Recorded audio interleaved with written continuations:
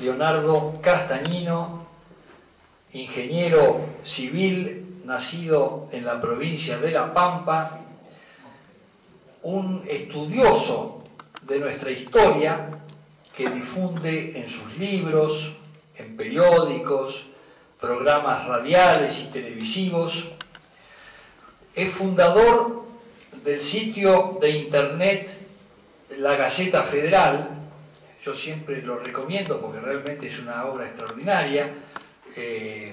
Para los que no lo saben, hay que entrar en www.lagaceta.com.ar. Es autor de 3 importantes libros de historia: Juan Manuel de Rosas, Sombras y Verdades; luego Guerra del Paraguay, la Triple Alianza contra los Países del Plata, libro extraordinario, y por eso le hemos pedido hoy que nos ilustre sobre las causas de la Guerra del Paraguay; y Juan Manuel de Rosas, La Ley y el Orden. Sus obras están todas documentadas, analiza distintos autores y pensamientos, es decir, es un historiador serio. También ha escrito otras obras muy interesantes, como ¿Quién inventó el dulce de leche? Y el anecdotario Historias de la Pampa, que tuvimos la oportunidad de presentarlo aquí. Realmente para todos nosotros es un gusto tenerlo al ingeniero Castagnino. Yo le agradezco la presencia al vicepresidente del instituto, al embajador Héctor Flores, al secretario, el doctor Oscar de Novi, a Facundo Viagos del Instituto de Historia del Derecho del Colegio Público de Abogados, y bueno, a tantos amigos que tenemos aquí presentes, todos amantes de la historia, y realmente va a ser un gran gusto poder escucharlo hoy al ingeniero Castagnino. Muchas gracias. Yo me voy a hacer público, porque acá el que tiene que hablar es Castagnino. Bueno, buenas tardes, gracias a todos y le agradezco al Instituto la invitación. Yo creo que la causa de la guerra Paraguay es un tema bastante complicado, digamos, para hablar en el sentido de que muchos toman la guerra Paraguay como una competencia deportiva, ver quién es el más patriota o antipatriota. Incluso algunos por ahí me han preguntado, ¿vos que lo defendés a Paraguay? No, yo no defiendo a Paraguay, defiendo la verdad histórica. Y creo que la guerra de Paraguay fue el peor error histórico que cometió Argentina, llevado por el mitrismo. Por el mitrismo que se, hizo, la voluntad de Brasil y del Imperio Británico, que a Mitre le hacían, escupir dulce y tragar amargo. Y yo, para hablar de las causas, porque lo que está instalado, o tratan de justificar la guerra, principalmente con 2 excusas. Una es que López era un tirano, y la otra es que tomó Corrientes sin previa declaración de guerra. Que tomó sin declaración de guerra es una falacia que después la voy a desarrollar. Y con respecto a que López era un tirano, bueno, en todo caso era un tirano paraguayo. No sé qué tenía que ir Mitre a liberar a los paraguayos cuando él había barrido con todos los federales del interior, o Brasil, que mantenía en su territorio 4 millones de esclavos y iba a liberar el Paraguay. Y para liberar Paraguay mataron al 75% de la población y al 97% de los masculinos. Los actores de la guerra para mí fueron Inglaterra, Brasil, Paraguay, Uruguay y Argentina principalmente. O sea, esos 5 principales. Inglaterra, para hablar de la guerra no puedo referirme a 1 o 2 años anteriores a la víspera de la guerra, sino que tengo que referirme un poco más atrás, porque yo creo que la guerra fue una digamos una progresión de todos unos hechos históricos del siglo XIX o incluso antes, que se fueron encadenando y desembocaron en la guerra de Paraguay. Inglaterra, que era un imperio colonialista, tenía una lucha muy de mucho tiempo contra España, contra la corona de España, y codiciaba las colonias españolas para imponerles el libre comercio. En 1807 había invadido el Río de la Plata, habían sido expulsados, digamos, ayudados, o sea, el pueblo de Buenos Aires, y ayudados por gente orientales y incluso paraguayos. Vamos a hablar ya de los cañonazos y de las alianzas. Vuelvo un poquito para atrás y el otro actor era Paraguay. Paraguay era un país mediterráneo, autónomo, no tenía deuda externa, estaba prohibida la masonería, tenía industria, fabricaba armamento, pólvora, tenía 460 escuelas para 1 millón de habitantes, no había analfabetismo.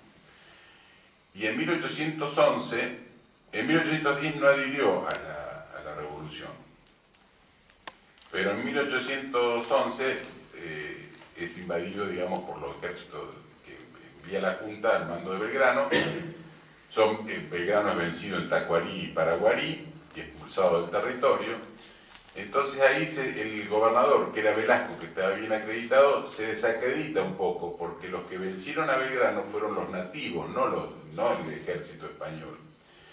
Entonces lo obligan a Velasco a gobernar con una junta, formada por Velasco y 2 paraguayos. Uno de los paraguayos era Gaspar Rodríguez de Francia, que después fue el hombre fuerte de Paraguay. Y en 1811, por intermedio de una nota, Francia le ofrece a Buenos Aires, formado en una confederación de provincias autónomas, pero que ninguna dependa de las demás. Buenos Aires hace caso omiso, como no se da por enterado, y le empieza a hacer una guerra política, económica, incluso de armas. Le incauta buques, le entorpece la navegación del río, el comercio. Y esto provoca que Paraguay se vaya aislando completamente. En Buenos Aires, en 1813, convoca a una asamblea la asamblea del año 13, una asamblea constituyente, y Paraguay no manda diputados. Manda diputados Uruguay, pero claro, los diputados uruguayos tenían las instrucciones que era que había que formar una confederación y que la capital debía estar fuera de Buenos Aires. Entonces los alvearistas unitarios rechazan no dejan incorporar a los diputados, los rechazan por una cuestión formal, no los dejan entrar. Paraguay, durante el gobierno de Rosas, que estaba Francia todavía, hacen un pacto, digamos, secreto, o un acuerdo secreto, a través de un enviado de Rosas que se llamaba Arocena. Se reúnen en privado con Francia, no se supo lo que habló porque no hubo testigos, pero yo deduzco que acordaron mantener el status quo, o sea, yo esto lo deduzco por lo que sucedió después. Ni Francia ni Paraguay pedía la separación, ni Rosas la incorporaba por la fuerza. Y así se mantuvo. Hasta que en 1840 muere Francia y asume Carlos López, que era un abogado más liberal. Entonces, en 1842 pide la separación de Paraguay. Los brasileños, por supuesto, lo aceptan enseguida, porque estaba segregando una provincia, Argentina, pero Rosas lo niega, y lo niega por 2 medios. O sea, recibe muy bien al emisario y todo, pero se lo niega por dos medios. Una nota oficial donde decía que para aprobar la separación debían acordarlo todas las provincias y estando en guerra no se podían juntar para resolverlo. Y en una nota confidencial le dice que no les conviene separarse, entre otras cosas, le dice que no les conviene separarse porque se le va a llenar de extranjeros y de logias, como nos pasa acá en Buenos Aires, que ahora no sabemos qué hacer. Y además de eso se va a debilitar Paraguay y la Confederación y nos van a invadir los brasileños, que fue el vaticinio de lo que pasó después, tanto en Caseros como en Paraguay. Ahí López, para mí, comete el primer error, porque él publica en un diario paraguayo, publica la nota oficial, lo que produjo el malestar de los paraguayos contra los argentinos y contra Rosas. Y no publicó en la nota confidencial que eran precisamente los motivos valederos, digamos, ¿no? Después de eso López comete otro error, porque cuando hay una revolución en Corrientes, lo manda a Francisco Solano López con 10.000 hombres en apoyo. No entraron en combate, Rosas le ordena a Urquiza que proceda, digamos, contra la revolución, pero que no cruce el río. El otro error que comete Paraguay, para mí, es que durante Caseros, si bien no intervino directamente, apoyó los hechos de Caseros, con la promesa que le habían dado los brasileños de que iban a reconocer la independencia y la navegación de los ríos, etc. Y todavía Paraguay comete otro error durante Cepeda, cuando se pelea Urquiza y Mitre, y Francisco Solano López hizo de mediador. Precisamente arregló a los dos hombres que después iban a destruir Paraguay. Incluso eso se lo dijo el propio hermano Venancio López, le dijo: creo que acabamos de trenzar la soga con que nos van a ahorcar, que fue realmente lo que pasó. Ahora, Paraguay era amigo de los uruguayos. ¿Por qué? Porque consideraban que Uruguay era el equilibrio de plata y era la garantía que tenían ellos de salir por el río. Por eso que la Argentina y Brasil lo primero que hacen es tomar Brasil, por intermedio de López, y lo dejan encerrado a Paraguay. El otro actor es Uruguay, de la cual ya parte dije. Uruguay no se adhiere a la Revolución de Mayo, sino que se levanta la campaña uruguaya, cuyo jefe natural era Artigas. En 1813 no los aceptan en la Asamblea del año 13, entonces Uruguay y algunas provincias que habían entrado en disidencia con Buenos Aires forman la Liga de los Pueblos Libres, que era la banda oriental, Entre Ríos, Corrientes, Misiones, Santa Fe y Córdoba. Era gobernada por Artigas desde Purificación, que es un pueblo que está al norte de la actual Paysandú. En 1815 se reúnen en lo que se conoce como el Congreso de Arroyo de la China, que es el nombre del pueblo actual Concepción del Uruguay, y declaran la independencia de España y de toda potencia extranjera. Y le mandan una nota a Buenos Aires con copia de lo que se había tratado. Buenos Aires lo desconoce e incluso mete preso a los emisarios. Entonces Buenos Aires mueve su próxima ficha de que convoca al Congreso de 1816. Ahora, en el Congreso de 1816, para ese Congreso había varias propuestas. Algunos querían tener un rey francés, otros un inglés, había uno que incluso quería poner un inca. La cuestión que el 9 de julio declaran la independencia de la corona española. Hay protestas porque había independizado nada más de la corona española, entonces 10 días después, el 19 de julio, le agregan la frase "y de toda potencia extranjera", que digamos que es lo que nos falta cumplir, ¿no? Bueno, después, en 1817, los brasileños invaden la banda oriental, después se produce el hecho de los 33 orientales y la guerra con Brasil. Y ya en vísperas de la guerra, digamos, hay un gobierno federal en Uruguay y es invadido, digamos, por Venancio Flores. Ya estamos, digamos, en vísperas de la guerra, porque ahí fue donde comenzó, digamos, la guerra. A ver si lo puedo decir cronológicamente, en junio del 64 se hace el acuerdo de la Triple Alianza en la Junta de Arroyo Rosario.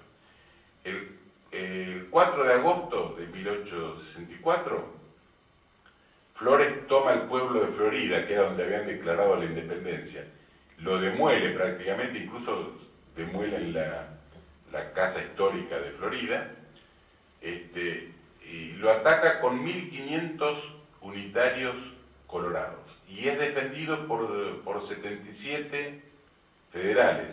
El jefe era Jacinto Párraga.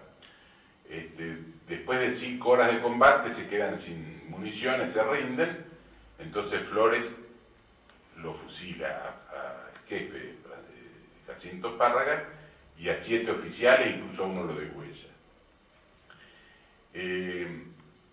Ya para esto estaba el pacto de alianza.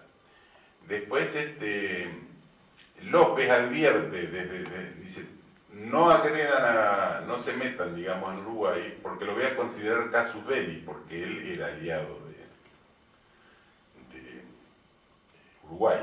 Pero los brasileños hacen caso omiso a eso, y en septiembre del 64 toman la villa de Melo, que queda en el departamento de Cerro Largo, y avanzan sobre Uruguay.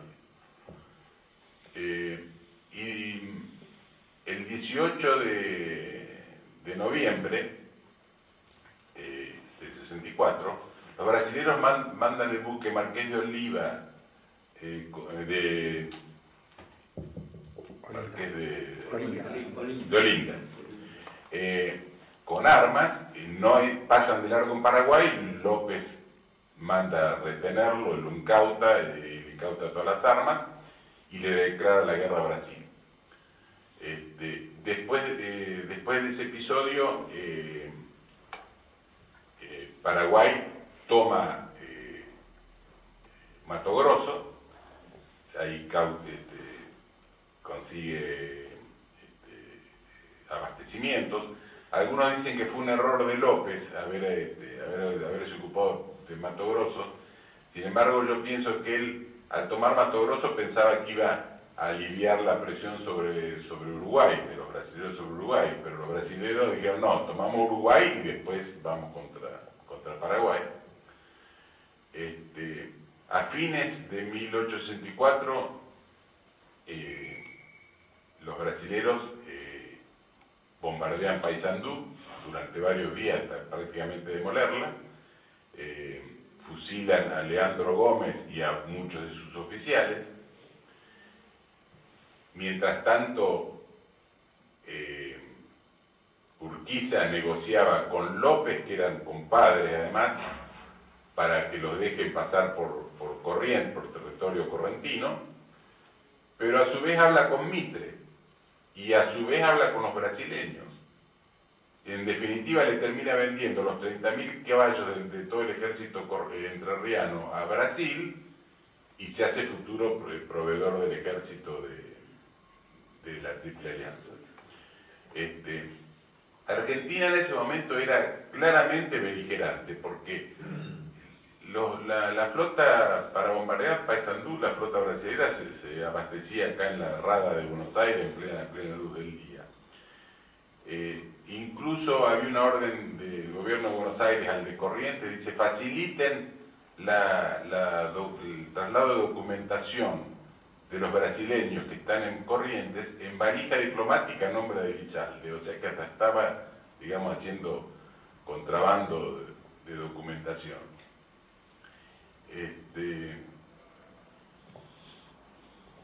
López le pide a Urquiza que le gestione o le consiga el paso por Corrientes. Urquiza le dice que no solo se lo va a conseguir, sino que si no se lo dan, el ejército correntino iba a ser la vanguardia, el ejército entrerriano iba a ser la vanguardia del ejército paraguayo. La cuestión que Argentina le niega el permiso. A los brasileños le dejaba pasar la flota, pero le niega a los paraguayos. Inclusive ya habían acordado en Punta del Arroyo Rosario que en caso de guerra Argentina iba a dejar pasar a Brasil hacia Paraguay, pero sin embargo no dejaba pasar a Paraguay. Lo transformaron un poco en el corredor polaco, ¿no? La cuestión que finalmente Argentina niega el paso, entonces López le declara la guerra. Le declara la guerra públicamente el 18 de marzo de 1865. Y no solamente le declara públicamente, como para que se sepa, sino que además manda un emisario a Buenos Aires con copia de la declaración de guerra. ¿Y Mitre qué hizo? Porque toda la población argentina estaba en contra de ir contra Paraguay. ¿Por qué? Porque eran el aliado natural. Era una provincia argentina, digamos, o por una provincia hermana. En cambio, el enemigo natural eran los macacos brasileros, como le decía Urquiza.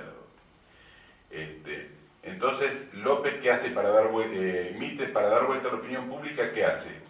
Lo mete preso al emisario oficial paraguayo hasta después de la guerra y esconde la declaración de guerra y se queda esperando.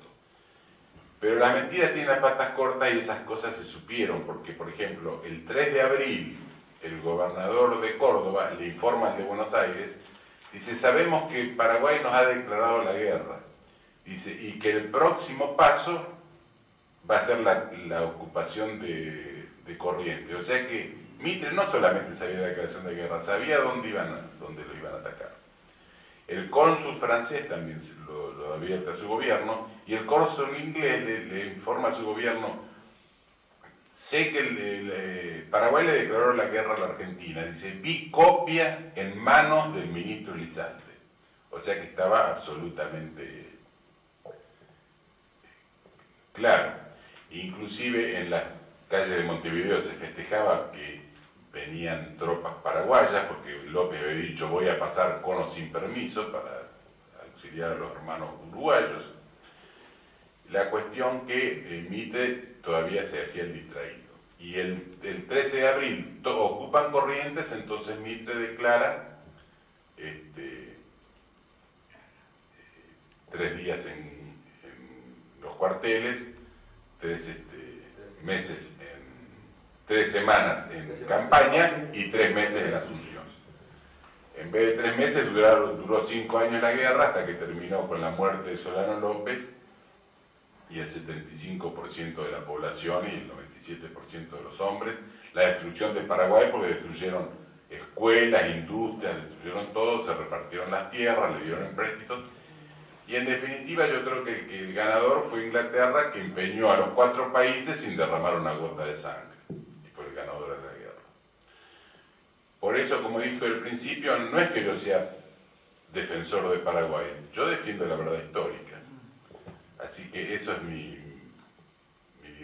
visión de esa guerra. Y bueno, puede haber opiniones en contrarias. Le agradezco. Lo importante destacar es también que Inglaterra, a través de sus aliados o satélites, como fuimos nosotros, a través del mitrismo y así destruimos un pueblo, todo un pueblo paraguayo era una industria, era una potencia. Sí, es que precisamente Paraguay era el mal ejemplo. Mitre lo confesó públicamente, porque Mitre dijo, no fuimos, cuando tuvo la polémica con Gómez, dijo, no fuimos a Paraguay a sacarlo a López, fuimos a llevar las banderas del libre comercio y del liberalismo. Lo confesó inclusive en una tenida masónica, con un instrumento, con un compás, dijo: ¿quiénes somos Sarmiento y yo? Dice: somos dos instrumentos como estos al servicio de los ingleses. Sí. Lo dijo claramente. Ahora... En esa yo no estuve, pero me contaron. Después de la batalla de Lomas Valentinas, López escapa, se retira con creo que 80 hombres, y los brasileños tenían una caballería de 3.500 hombres. ¿Cómo lo tomaron preso o prisionero? Lo acusan de haberlo dejado escapar para que la gente se reúna otra vez con López y exterminarlos en masa. Sí. Y vos fíjate que cuando toman, por ejemplo, el pueblo de Piribebuy, incendian el hospital con todos los enfermos adentro, le cierran las puertas para que no se puedan escapar. Y en Acostañú matan a 3.500 chicos y todavía incendian el campo para que se incendien los heridos y las madres que iban a auxiliarlo. Sí.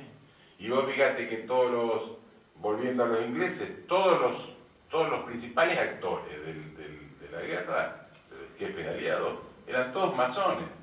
Mitre, Sarmiento, Venancio Flores, el conde de U, Pedro II.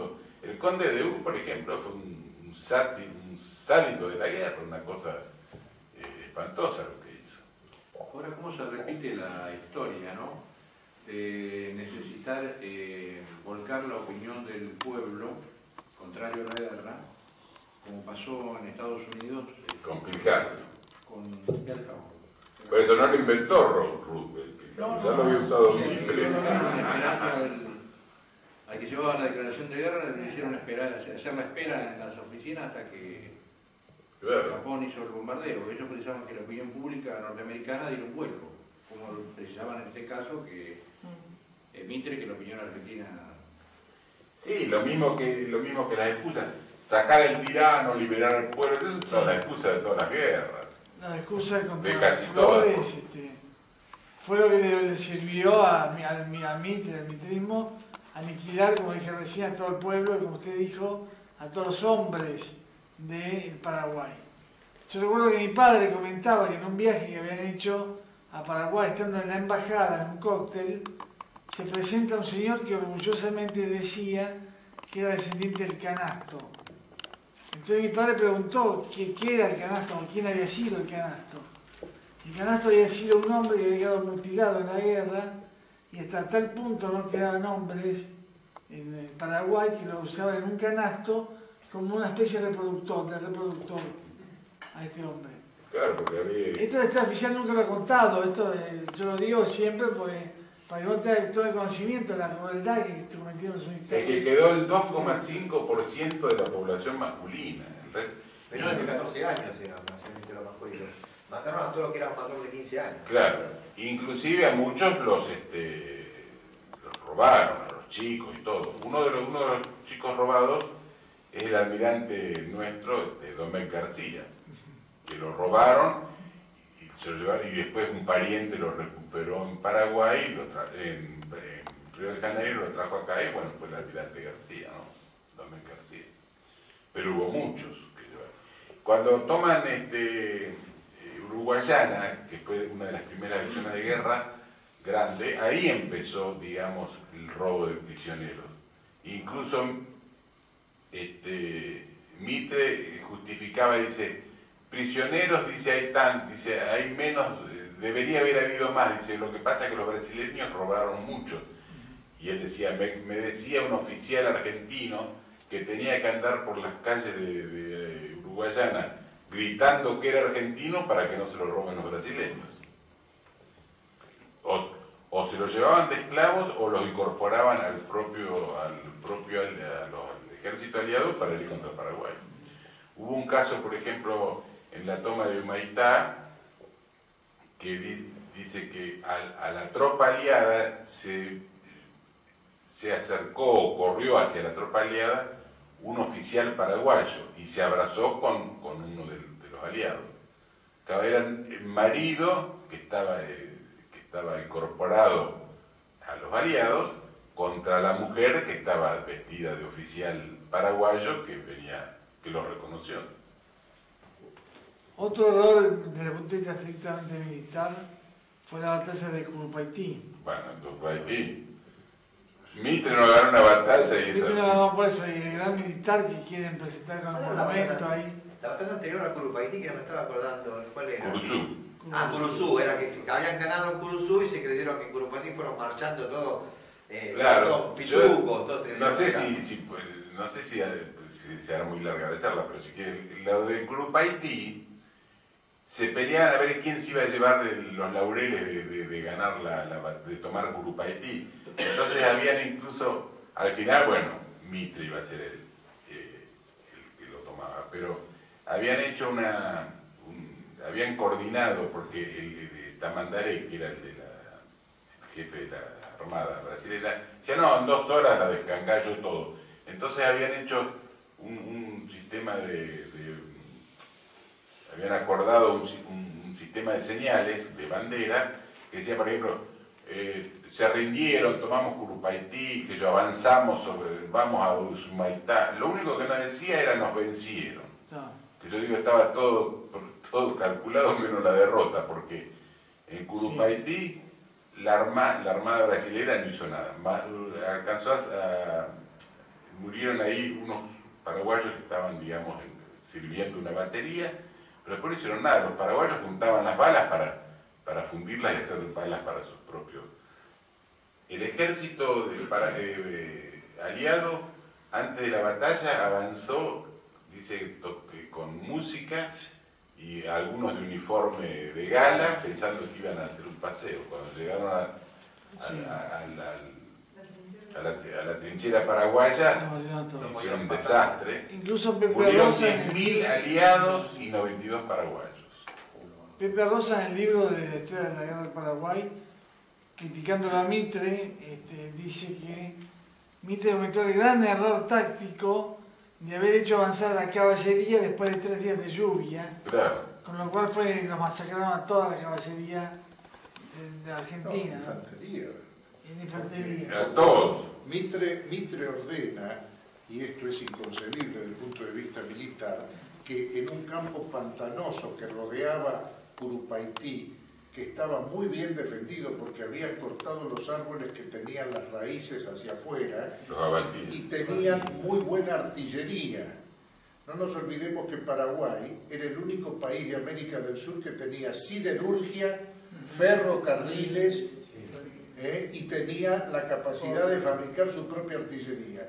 Y cuando Mitre ordena la carga de infantería a través de una zona pantanosa, está cumpliendo en definitiva con el consejo de Sarmiento. No ahorre sangre de gauchos, es un abono necesario hacerle al suelo. A ver, en la Argentina hubo una fuertísima resistencia para participar. Aquello de ahí mando los voluntarios, devuélvame las maneas, porque no había en la Argentina ninguna voluntad de guerra contra Paraguay. Y Mitre cumplió con masacrar a miles de argentinos ante una posición artillada, donde tenían que atravesar una zona pantanosa que era imposible hacer una carga de infantería. Primero tendrían los brasileños tendrían que haber bombardeado Curupaytí y después haber ordenado la toma de Curupaytí por la infantería. Y Mitre hizo exactamente al revés. No, bueno, bombardeó pero no hicieron ninguno. Dice que los paraguayos festejaban las bombas brasileñas porque las juntaban y por cada munición que conseguían le daban un jarrito de maíz. Y además habían hecho en el campo ese, ante la trinchera, habían hecho bocas de lobo en unos pozos disimulados con el pico. Sí, claro. Con espinas, incluso Mitre fue acusado por Caxias, en una carta al emperador, de poner tropas argentinas entre 2 fuegos para diezmarlas, e incluso de tirar cadáveres al río para infectar las costas de Santa Fe, que le eran contrarias. Al final la fiebre amarilla que nos tocó en el año 70 fue culpa de todos los pueblos que iban flotando ya desde la época de la batalla del Cerrito, del Riachuelo. ¿sí?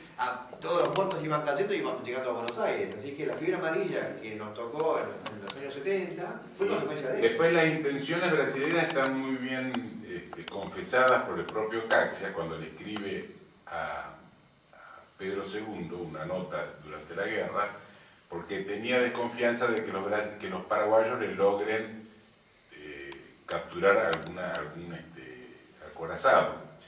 Entonces dice, ahí se nos van a acabar, dice, todas nuestras pretensiones sobre las republiquetas americanas, le pone.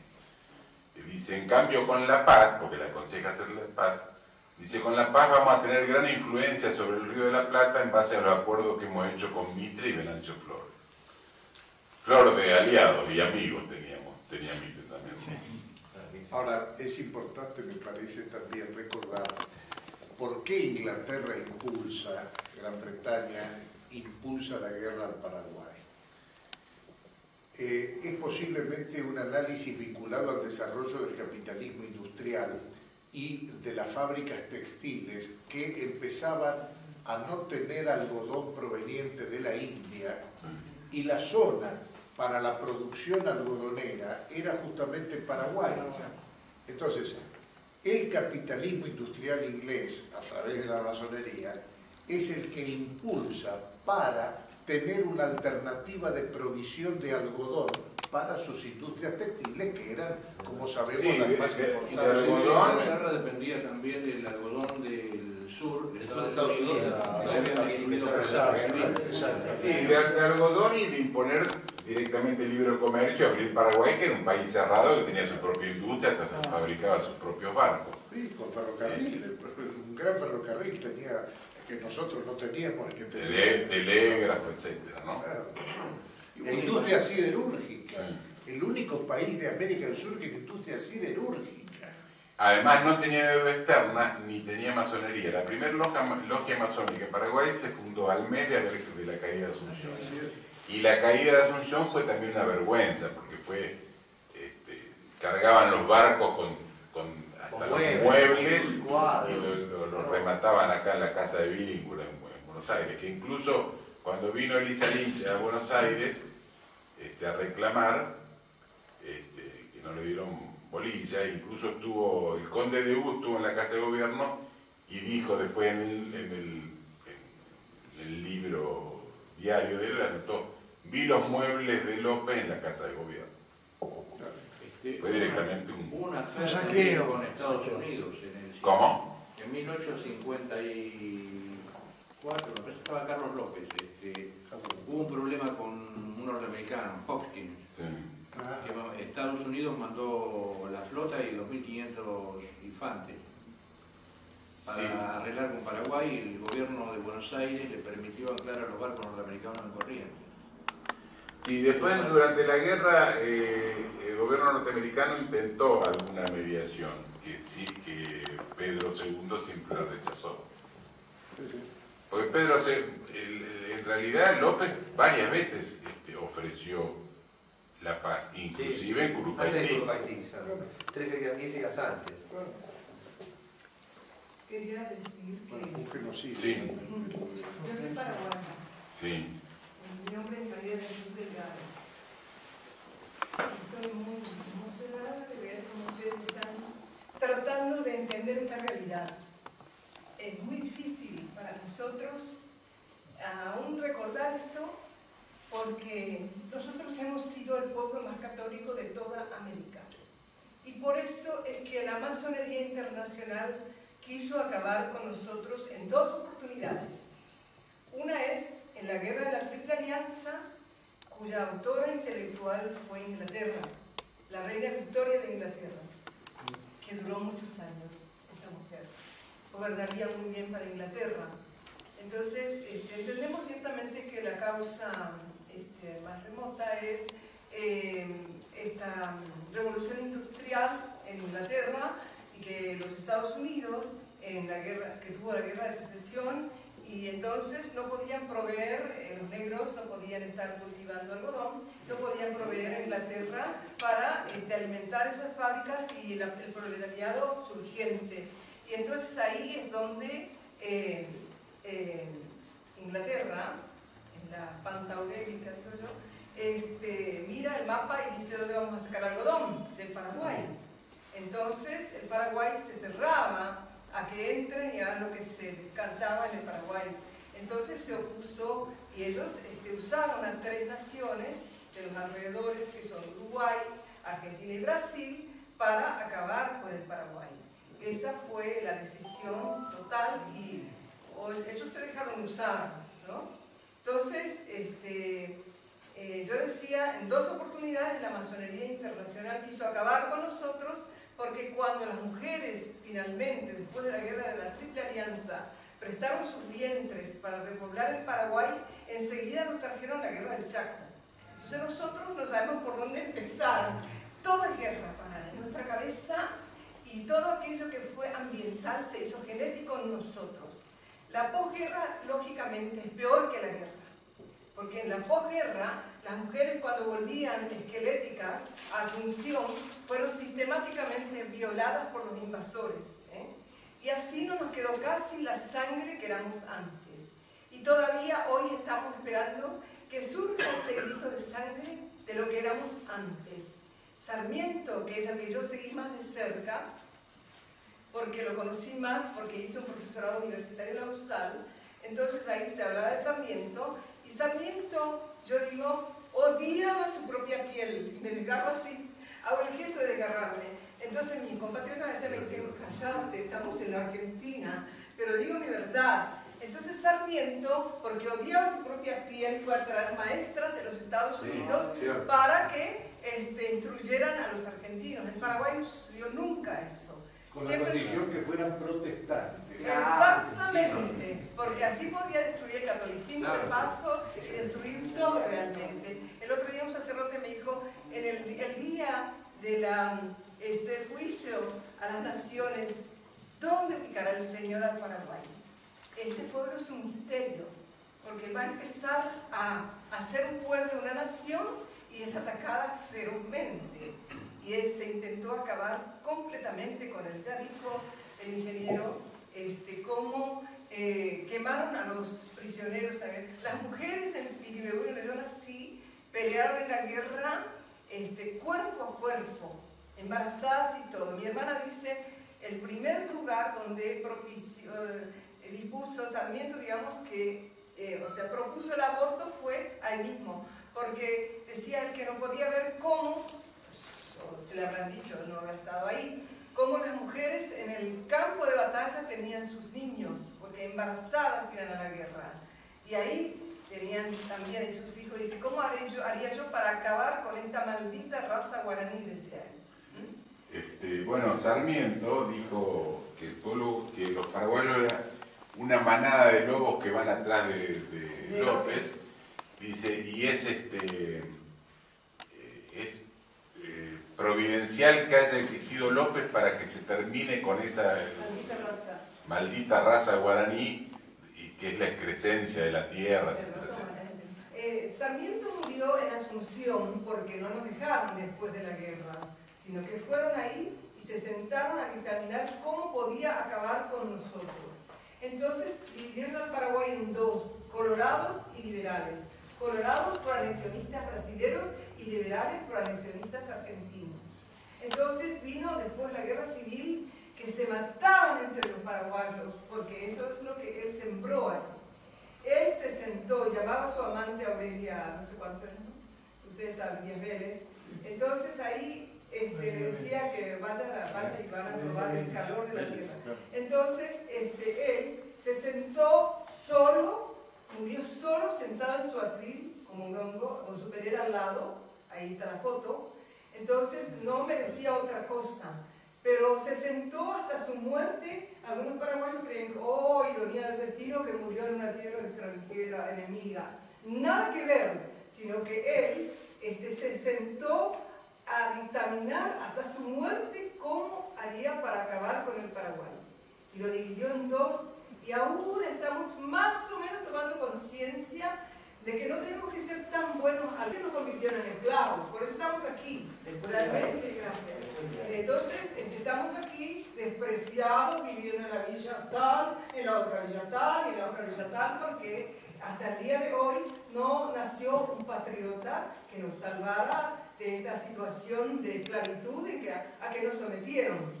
Estuve en Piribebuy el año pasado. Sí, es lindísimo ese pueblo, ¿no? Sí, pasé justo un domingo y el museo estaba cerrado, pero comenté ahí, qué lástima que ven, entonces lo llamaron al que... ¿Podía abrirle? Sí, me abrió el museo para mí. Y después fui al lugar donde estaba el hospital que quemaron, pero no queda ni rastro, hay un monumento y todo, pero... ¿Cómo? Hospital de Sangre se llama. Por eso, pero no saben ni dónde está, por lo menos ahí la gente no me lo supo decir, hay un monumento y todo, pero no saben exactamente, no quedó ni rastro. Yo estuve hace poco, llegué hasta hacer mejorar. La gente es muy reticente en dar información sobre la guerra del Paraguay. No, a veces no quieren hablar. No quieren hablar. Y usted se da cuenta que no es que no sabe. Para nosotros. Porque uno puntualmente le hace algunas preguntas y algunas las contesta y otras no. No, lo que pasa es que... Da la sensación como que no quieren hablar sobre eso. Y usted lo dijo, ingeniero. Paraguay, un pueblo que tenía 1 millón de habitantes y tenías 400 escuelas. Sí, 460. Yo creo, desde mi humilde punto de vista, que todo lo que pasa en un país pasa a través de la cultura. Y no hay otra cosa. Se arruinó la cultura. Claro, pero... No hay, yo no interpreto otra cosa. Y soy un simple trabajador. No soy ni un estudioso. El hospital ese, yo creo que demolieron hasta los cimientos. Lo mismo pasó con el pueblo de Purificación, ese que no existe más. Parece, algunos han encontrado algunos cimientos, pero lo demolieron totalmente. Yo quería aclarar una cosa también y llevada a la realidad de hoy. Lo que dice la señora con respecto a la Iglesia, tanto Norteamérica como Inglaterra, acá desembarcó hace 20, 25 años todos los que son los mormones, claro, la religión, han avanzado y están invirtiendo y están envolviendo incluso a gente paraguaya, seguramente para mandarla allá. Esa es una. Y la segunda, que yo quiero saber dónde está la base, donde están aviones Phantom, que son más grandes que los Hércules, que extraen el negocio con Norteamérica y les permitió, porque yo tuve señora con un capataz de obra al lado de mi casa, y ya ahí me enteré de esto, que él estuvo trabajando, dice que lo mataban, hacían el servicio militar, eran jovencitos, ellos lo hacían trabajar 10 horas apaleando porque hicieron dentro de un bosque que está en el medio del Chaco paraguayo. Entonces no podían cortar las raíces. ¿Qué es lo que hicieron? Hagan de cuenta que los árboles están ubicados como si fueran estas sillas, ¿no? En este lugar ellos tenían que cavar y tuvieron que hacer todas cuevas. Ahí están los Phantom para poder traer tropas a Buenos Aires. Y este hombre se tuvo que ir porque se le ocurrió salir de ese lugar y un oficial lo salvó, porque si no lo hubiesen matado, porque lo que ellos no querían que ubicaran el lugar, ni él mismo sabe exactamente dónde está puesto dentro del centro de Paraguay. Y acá no se dice nada. Es una de las bases que es muy peligrosa porque si bien hoy en día a un país lo destruyen enviando un misil, para bajarla, después tiene que ir las tropas. No va una infantería como era antes. Es decir, mandan los paracaidistas. Y ahí tienen un centro para poder enviar paracaidistas acá. Y acá nadie sabe nada. Acá, Yo soy testigo, ese hombre... acá son todos unos adolescentes distraídos. Es una lucha que tenemos nosotros con respecto a la cultura, como dice el señor, la religión, ¿no? Y por otro lado, que es una forma de calmar a los pueblos. Es que ahora no te invaden con infantería, te invaden con el WhatsApp. Incluso los nuevos aparatitos estos que son buenas. Hay una... Lo digo, quiero aclarar, soy católico, apostólico, romano y aparte cursicista, ¿no? Pero la iglesia con la familia López tuvo sus problemitas porque en la época de Francisco Solano pusieron la bandera paraguaya en los altares y eso le fue una puñalada que sí, al Vaticano. Francia dijo que si el Papa fuera a Paraguay sería su capellán. Bueno, con Rosas también hubo cierto, porque ¿qué pasó? A los jesuitas los habían echado de todos lados, porque la verdad que son bastante revolucionarios los jesuitas, y cuando los echaron de España, Rosas los trajo, pero después se le pusieron en contra, entonces le dio 48 horas para retirarse, o sea que hubo. Ahora, hay todas esas otras religiones, como dijeron los mormones, etcétera, etcétera, que para mí son todos inventos ingleses o de la masonería. Me dice, no te gustan los mormones, bueno, toma los testigos de Jehová. Si no te gustan los testigos de Jehová, agarra esta otra, pero es para dividir. Tienen como tienen por objetivo único destruir la Iglesia Católica. Ese es el objetivo que tienen. Y otro de los detalles son las fundaciones y las ONCO, a donde tenemos espías acá en Argentina que lamentablemente nuestra llamada CIDE nos traicionó. Porque ellos tenían que haberse preocupado de haber hecho contraespionaje contra esa gente. Ellos están en todos lados. Incluso donde yo trabajaba, ¿sabe lo que me decían a mí? Cuidado, me decían.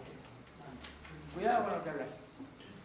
Bueno, tenés enemigos, me decían. Les aviso que ahora estamos todos fichados. Pero no es para reírse. Ayer salió la DSU. Le estaba diciendo que yo leí el libro Teoría de la telaraña, señor, que fue la que hizo Sajón, que le costó la vida, porque desapareció Sajón. Al propio Lanuse se le sacaron a Sajón. Él dijo cómo funcionaba todo lo que era el ITT, ¿no es cierto?, con respecto al control de las radios, Radio El Mundo. En una de sus partecitas decía que Radio El Mundo, cada vez que daba las noticias, lo hacía cada media hora, ¿se recuerdan? Como ahora. Ellos tenían que enviar lo que iban a decir a la BBC de Londres. Y la BBC de Londres le observaban lo que iban a decir y recién lo podían decir en Buenos Aires. No se olviden que Radio El Mundo es la copia de la BBC de Londres, porque era de ellos. La editorial Jaime era de ellos. Quiere decir que nosotros mismos permitimos que estén ellos adentro de nuestra propia casa.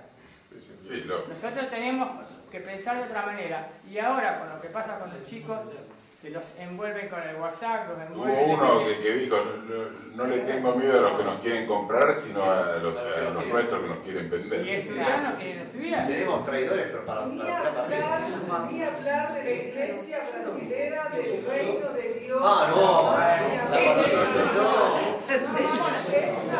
¿Saben qué? Donde van a construir la iglesia con el cimiento y la palabra de Dios abierta así para que se pudra la palabra de Dios debajo del cimiento de esa iglesia. Yo he visto eso. Y Temer y la presidenta brasilera son socios. Todo es una puesta en escena, se llama democracia teatro. Y son los que están en un canal de televisión ahora a la noche, no están a medianoche. Los que han inventado... Que ven la luz. La reversa de... Moisés. ¿Se llama? Moisés. Ah, Fernando Moisés. Es esa misma iglesia brasilera. Son todos, son pastores, son todos... han sido todos diputados y senadores del gobierno de Lula y le llevaron todos los dólares de la Argentina y de todo el mundo para que sostener ese gobierno. Pero como la mentira alguna vez va a caer, entonces, y tanto ella, Dilma, como Lula, son todos, y como Temer, son masones. Es de Temer. Entonces, es de Temer, tal cual, ¿eh? Entonces, cualquiera de los dos... corre para el mismo lado. Sí, son dos brazos del mismo cuerpo, señora. Dos brazos del mismo cuerpo. Exactamente. Perdón, si me permite, ingeniero,